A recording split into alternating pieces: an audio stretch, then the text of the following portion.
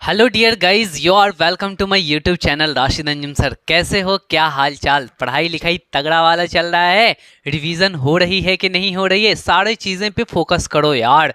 एक एक चीज़ें आपकी अच्छी होनी चाहिए। रिवीजन करो, क्वेश्चंस की प्रैक्टिस करो, नोट्स बनाया करो, लेक्चर अटेंड किया करो। दैट मीन्स ओवरऑल घुमा फिरा के अगर बात किया जाए तो पढ़ाई करो, ठीक है। और जब तुम पढ़ाई करोगे ना, खुद ब खुद तुम्हारी चीज़ें अंदर जो है ना, नॉलेज इम्प्रूव होता हुआ चला जाएगा। मैं आपको बता दूं कि अभी पढ़ रहा हूं क्या, तो एलसीएम एचसीएफ ये क्या है, फंडामेंटल थ्योरम ऑफ अरिथमेटिक का एक पार्ट है। और एलसीएम एचसीएफ को हमने देख लिया, उस पर अभी प्रैक्टिस सेशन चल रहा है। आज भी ये हम लोग प्रैक्टिस करने वाले हैं और इसमें अच्छे अच्छे क्वेश्चंस को हम लोग लेने वाले हैं। जिसमें सबसे पहला क्वेश्चन जो है वो ये है कि find the least number which when divided by 35, 56 and 91 leaves the same reminder 7 in each case. यहाँ पे एक बात कह डाला कि लिस्ट नंबर का मतलब क्या हुआ कि छोटा से छोटा नंबर बताओ। तो लिस्ट नंबर से थोड़ा बहुत तो आइडिया लग गया कि एलसीएम बताना पड़ेगा। अगर लार्जेस्ट नंबर बोलता, हाईएस्ट नंबर बोलता, तो हम सोचते कि एचसीएफ निकालना है, लेकिन लिस्ट नंबर, स्मॉलेस्ट नंबर अगर बोले तो आप समझोगे कि एलसीएम निकालना है। तो ठीक है भैया, वो तो हम निकालेंगे, पहले समझ लेते हैं कि ये वाला जो क्वेश्चन है वो कह क्या रहा है।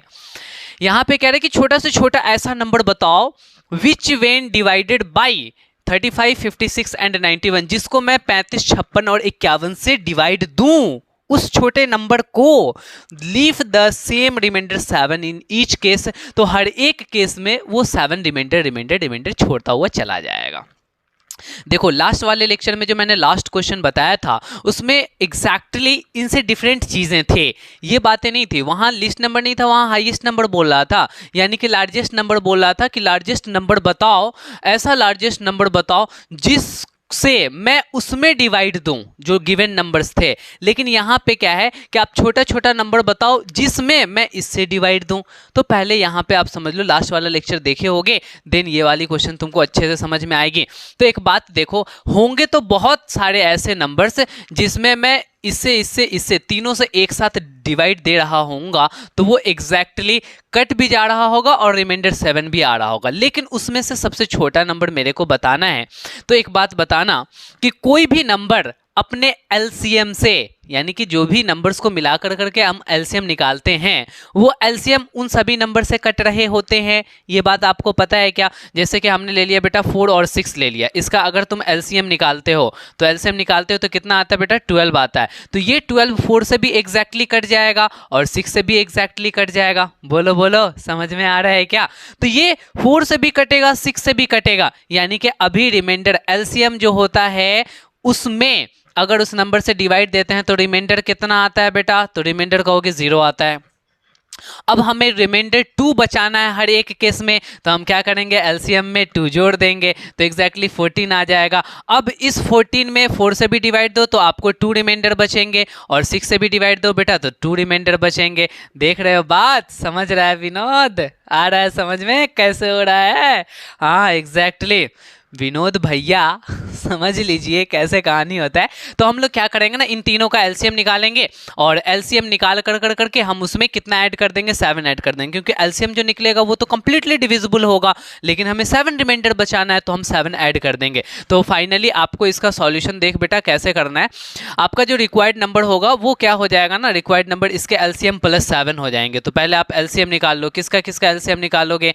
तो 35, 56, ठीक ना, 56 और कौन है? 91, इसका एलसीएम निकालोगे तो आप 35 को प्राइम फैक्टराइजेशन में कैसे लिख सकते हो? 5 × 7। 56 को कैसे लिख सकते हो बेटा? तो 2 × 2 × 2 × 7, ठीक है, 7 8 56 होता है। आप कर लेना ना प्राइम फैक्टराइजेशन, आपको समझ में आ जाएगा। अब यहाँ पे देखो कि 7 × 13 कर सकते हैं। तो एग्जैक्टली यहाँ पे देखो, ये तो ठीक है, यहाँ पे आप 5⁻1 7 का पावर 1, यहाँ पे क्या करोगे? तो मेरे भाई 2 का पावर 3 और इंटू में 7 का पावर 1, यहाँ पे क्या होगा? 7 का पावर 1 और 13 का पावर 1। अपने को एलसीएम निकालना है, तो एलसीएम के बारे में फंडा ये पता है, कॉमन वॉमन से कोई लेना देना नहीं है। जो भी नंबर है ना, एलसीएम लोएस्ट इसमें आता है ना, तो हाईएस्ट पावर ले लेंगे।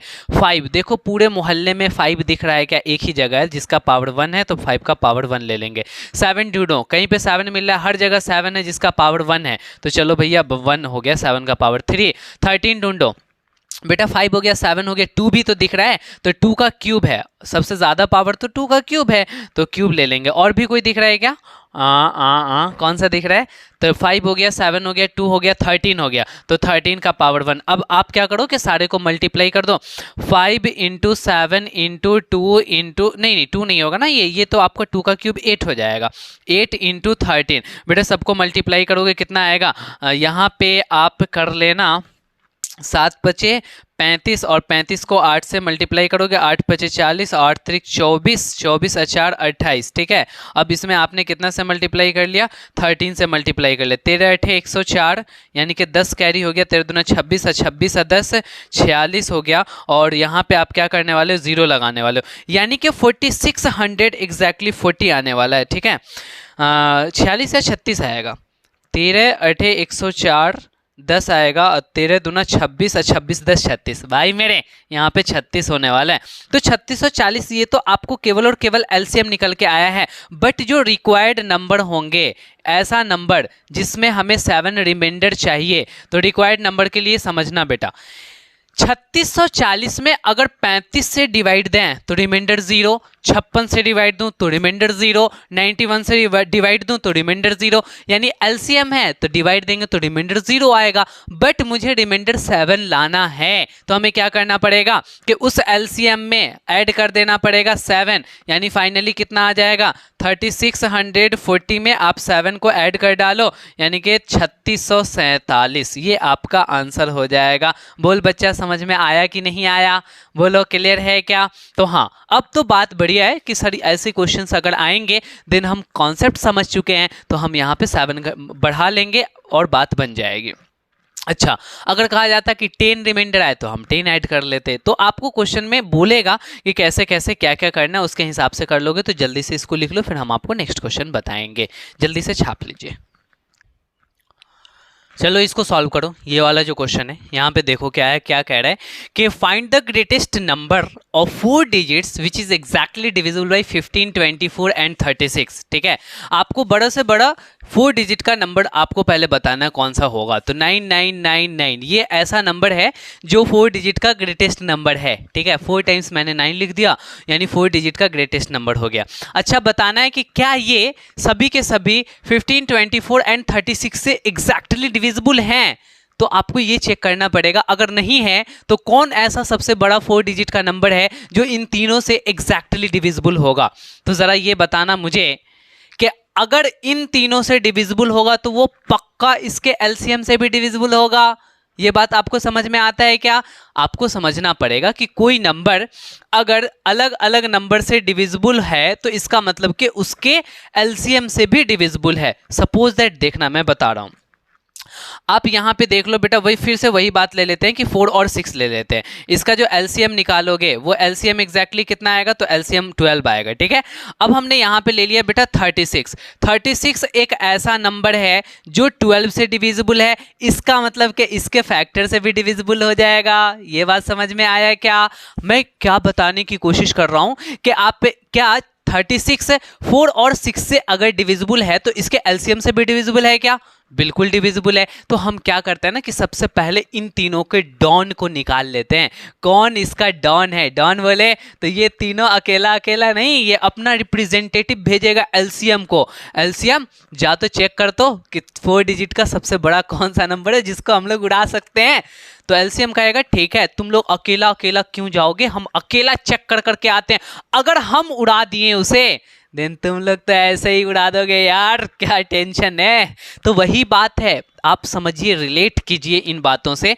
तो हम क्या करने वाले हैं ना कि सबसे पहले इसके एलसीएम को निकालने वाले हैं एंड देन चेक करने वाले हैं कि उसका एलसीएम इसको कौन से ऐसे बड़े 4 डिजिट का नंबर है जिसको कर सकता है। तो यहाँ पे ध्यान देना कि पहले हम सॉल्यूशन में ये बात करते हैं कि एलसीएम निकाल लेते हैं, और वो भी किसका एलसीएम निकालते हैं, तो 15 का, 24 का और 36 का एलसीएम निकाल लेते हैं। तो एलसीएम निकालेंगे ना तो बेटा ऐसे करो, 15 को लिखोगे 3 इंटू 5, बढ़िया है। 24 को आप क्या लिख लोगे, तो यहाँ पे 2 2 ज़ा 4, 2 ज़ा 8, 2 3 ज़ा 24, नहीं चलो बढ़िया। 36 को आप क्या लिख लोगे 2 इंटू 2 इंटू 3 इंटू 3, यही होगा, 2 दूना 4 3 12 36। ठीक है, बढ़िया बढ़िया। अब आपने क्या किया ना कि यहाँ पे एलसीएम निकालना, तो एलसीएम आपको ये पता चला कि आपको हर एक फैक्टर को लेना है, जैसे कि 2 यहाँ 3 बार है और 2 यहाँ 2 बार है, तो मैक्सिमम पावर क्या हो जाएगा, तो 3 हो जाएगा, तो यानी 2 का पावर 3 लेना पड़ेगा और इनटू में करना पड़ेगा। 2 के बाद 3 एक ही बार है, एक बार है, यहाँ 2 बार है। ठीक है, तो आप यहाँ पे 3 का स्क्वायर ले लोगे। उसके बाद भी कोई नया फैक्टर है 2 3 के अलावा, तो तुम कहोगे यस सर 5 है, तो यहाँ पे 5 ले लो। 2 क्यूब 8 होगा, 3 स्क्वायर 9 होगा और ये 5 हो जाएगा, यानी कितना होगा 8 पचे 40, 8 5 जा 40 और 40 9 जा 360। ये 360 ऐसा नंबर है जो 15 से भी डिविजिबल है, 24 से भी डिविजिबल है एंड 36 से भी डिविजिबल है। बोलो इतनी सी बात पहले आपको समझ में आया है कि नहीं कि 360 इन सब का डॉन निकल के आ गया, यानी ये जिसको भी डिवाइड दे देगा उसको ये तीनों जरूर डिवाइड देगा। तो हम इसी से चेक कर लेते हैं कि 360 से इसका कौन से सबसे बड़ा नंबर है जो डिविजिबल है, तो हम यहाँ पे 360 से डिवाइड देकर करके चेक कर लेंगे, तो हमें ये पता चलेगा। आप यहाँ पे डिवाइड दो बेटा, तो यहाँ पे आप डिवाइड दोगे तो आप 3 2 जा 2 टाइम्स में पहले लगाओगे तो कितना हो जाएगा, तो यहाँ पे 720 होगा। आप इसको घटा डालो, तो घटाओगे तो यहाँ पे 9 आएगा, यहाँ पे 7 आ जाएगा, आएगा ना भाई। 9 में से 2 करोगे तो 7 आएगा और 9 में से 7 करोगे तो 2 आएगा। 279 आपके पास आया और उसमें आप क्या करने वाले हो बेटा, 9 को यहाँ पे उतारने वाले हो। अब आप देखो कि फिर से इसमें आप डिवाइड लगाओ, कितने टाइम्स में डिवाइड लगा सकते हैं, तो यहाँ पे आपको पता चलेगा कि ये लगभग 400 के करीब है और ये 2500 के करीब है। 4 छक 24, 4 6 24, यानी 6 टाइम्स में हम ट्राई कर सकते हैं और नहीं होगा तो 7 टाइम्स में हम ट्राई कर लेंगे। तो यहाँ पे देखो 0 तो लिखोगे ही, 6 6 36 3 हो गया और 6 3 18 18 3, ओ शिट ये तो बहुत कम लग रहा है, तो 6 नहीं हम 7 टाइम्स में ट्राई कर लेते हैं। ठीक है, ऐसे ही चेक किया जाता है, अपने मन से वैसे नहीं काम चलता। यहाँ पे 7 0 0 हो गया और 7 6 42 और 4 कैरी बचा और 7 3 21 और 4 कितना होगा 21 और 4 25 हो जाएगा। इसका मतलब कि ये आसपास में आ गया तो 9 और ये हो जाएगा 7 और ये 7 में से 2 जाएगा तो बेटा कितना होगा, 7 में से 5 जाएगा तो 2 होगा, यानी कि 279 हमें रिमाइंडर आ रहा है। ये क्या है बेटा, तो आप कहोगे कि सर ये रिमाइंडर है। आपको इतनी सी बात समझ में आई कि अगर 360 का हम यहाँ पे मल्टीपल देखें तो 279 हमें रिमाइंडर बच जाएगा। 279 अगर इसमें से कम हो जाता तो एग्जैक्टली 9999 360 से डिविजिबल हो जाता।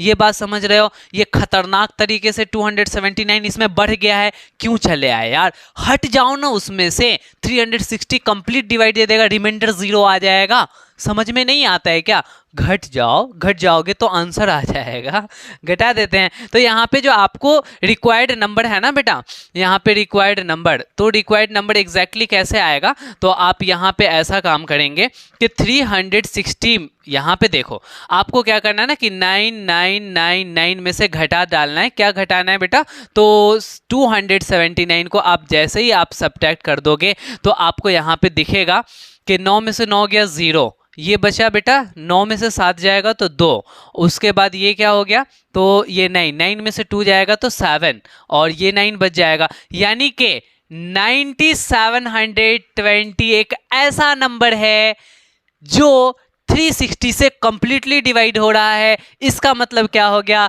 कि 15 24 और 36 से भी कंप्लीटली डिवाइड हो रहा है। ये बात आपको क्लियर हुआ कि नहीं हुआ, बताना ज़रा। तो आपको बहुत अच्छे से समझदारी हो गई है, आप बहुत अच्छे से बेटा समझ चुके हो। ठीक है, तो इस बातों को हम हटा देते हैं।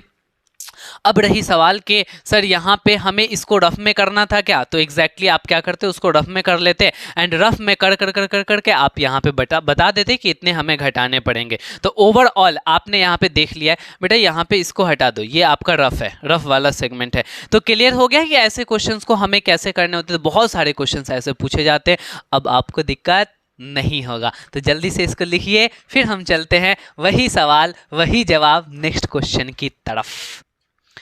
इस वाले क्वेश्चन में बच्चों ध्यान दो, आपके बोर्ड पे लिखा हुआ है कि 6 bells commence tolling together and toll at intervals of 2, 4, 6, 8, 10, 12 minutes respectively in 30 hours. How many times do they toll together?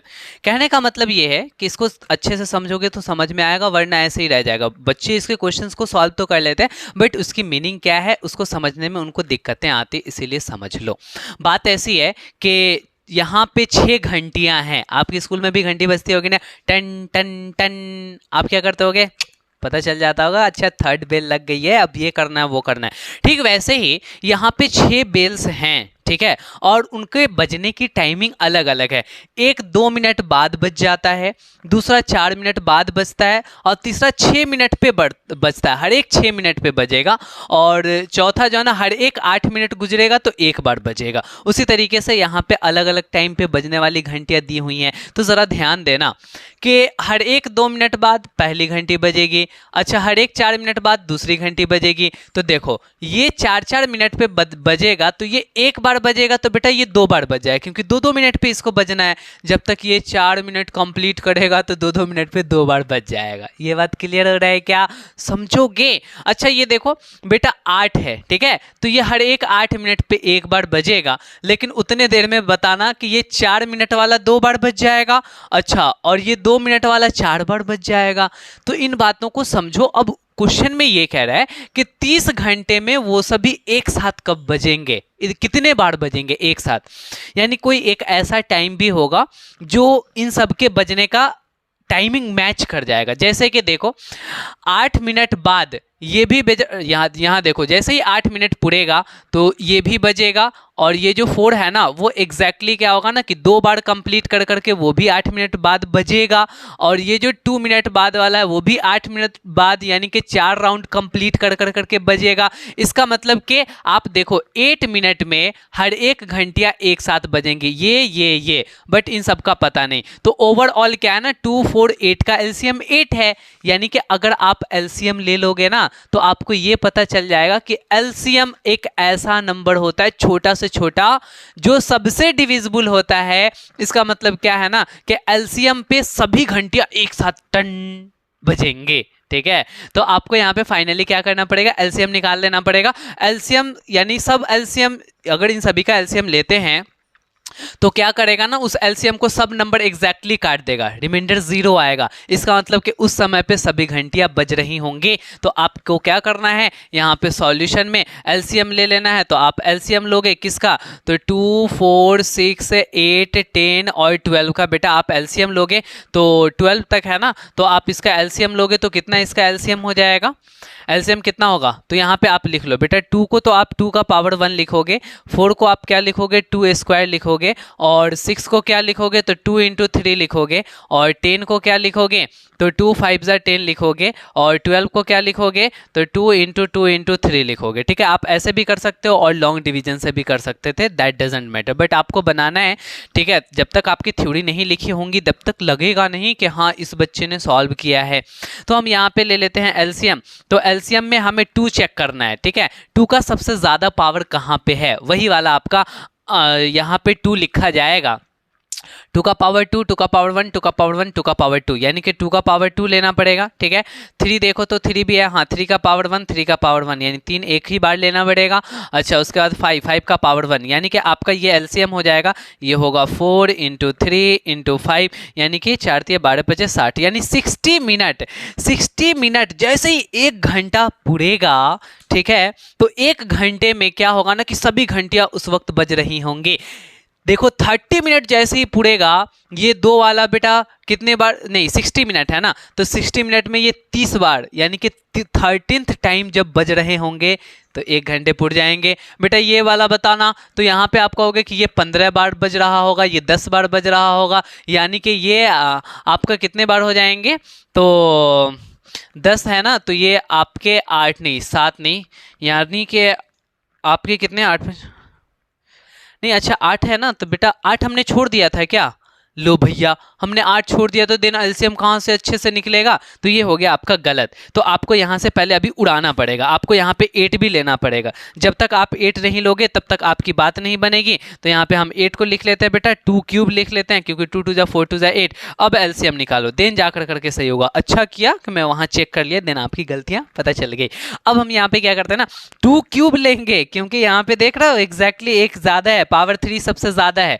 ठीक है, 2 के बाद 3 क्या लेना पड़ेगा? तो 3 तो यहाँ पे एक ही बार आया है, तो यहाँ पे 1 ले लो। और 3 के बाद जो है ना 5, देखो 5 एक बार आया है, तो यहाँ पे आप 5 ले लो। यानी कि कितने होंगे? 8 × 3 × 5 हो जाएंगे। इसका मतलब क्या हो गया? 8 25 40 और 40 × 120। अच्छा, यानी कि 120 मिनट की बात कर रहा है। 120 मिनट बोले तो 2 आवर्स, हर एक 2 आवर्स पे ये सभी घंटियां एक बार बज रही होंगी।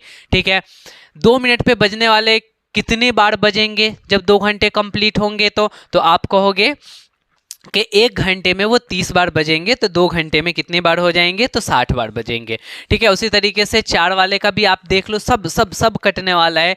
ठीक है, सभी से कटने वाले हैं, तो एग्जैक्टली आपको यहाँ से पता चल गया। तो अब आप यहाँ पे क्या निकालने वाले हो कि कितने घंटे में? तो 30 आवर्स में। तो यहाँ पे रिक्वायर्ड नंबर ऑफ टाइम्स आप यहाँ पे आप इस तरीके से लिख देना बेटा कि after every 2 hours they toll together.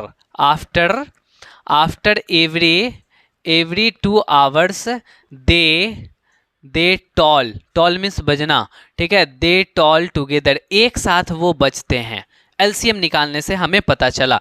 तो 30 मिनट्स में कितने टाइम्स बजेंगे? तो numbers of times toll in 30 hours, minute नहीं है। तो आपको क्या करना है ना कि आपको 30 आवर्स में बेटा 2 से डिवाइड दे देना है। क्यों? क्योंकि 2 घंटे में एक बार बजते हैं, तो 30 घंटे में बेटा 15 बार तो बजेंगे ही। लेकिन यहाँ पे 1 ऐड करना पड़ेगा। अब कहोगे सर 1 क्यों ऐड करना पड़ रहा है? तो देखो, अभी 1 मिनट भी शुरू नहीं हुआ था। शुरुआत वाला सोचो, स्टार्टिंग पॉइंट सोचो, शुरुआत भी नहीं हुआ था और सभी के सभी एक बार बज गए थे, टन। ठीक है, उसके बाद 2 मिनट गुजरा तो ये बजना शुरू हुआ, 4 मिनट बाद ये बजना शुरू हुआ। समझ रहे हो बात? तो शुरुआत वाला तो ऐड करना पड़ेगा, वो तो हम लोग काउंट ही नहीं किए। उसके बाद वाले हम लोगों ने देख लिए कि 30 में हम यहाँ से 2 से डिवाइड देंगे तो एग्जैक्टली 15 बार बज जाएगा। लेकिन पहली बार को कौन काउंट करेगा? थोड़ा भी टाइम नहीं गुजरा था, शुरुआत में ही एक बार बज गया था। इसीलिए आप क्या करोगे? 15 + 1 यानी कि आप कहोगे 16 टाइम्स वो टॉल करेगा। बोलो समझ में आया क्या?